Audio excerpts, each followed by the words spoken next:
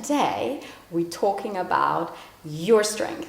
And I do a lot of don't I? It's my favorite expression. What's your favorite expression?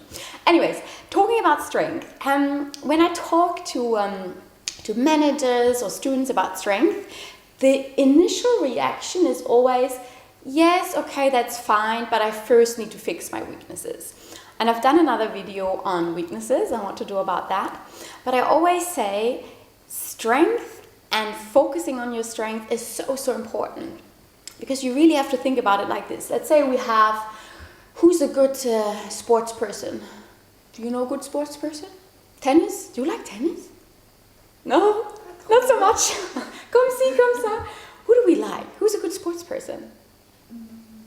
I love The Rock, but is more an actor than a sports person, right? Oopsie. Who do we have?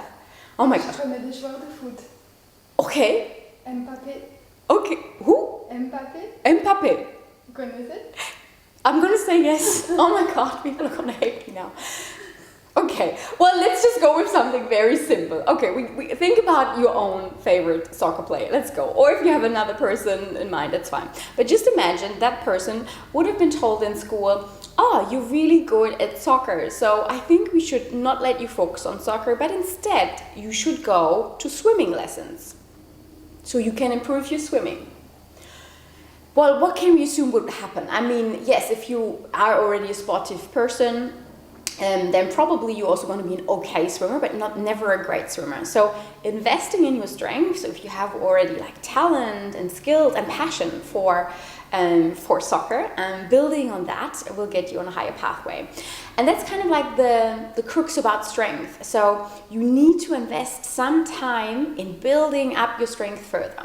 But let's talk maybe first about what actually are strengths. So strength is usually something that you're good at, so you have a talent for it, or you can develop quite quickly at it, so you're good at it. But it's also something, number two, that you're passionate about.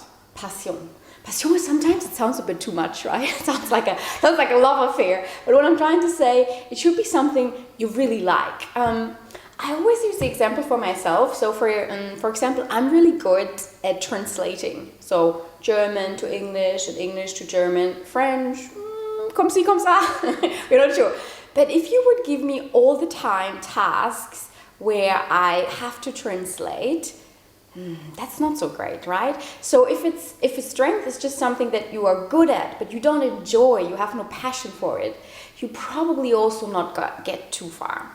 And the third part of strength is something useful for your context. So we could say something useful for the organization you work, or maybe for the area you work. Because if you only are good at it and you're passionate about it, but it's not really helping you in your work context, it might, for example, be a hobby. Yeah? So maybe you love writing, but it's not really good for or useful for your work context. You can of course develop that as a hobby, or alternatively you just change your context. So maybe you could become a writer if you invest more time in your strength and then develop that.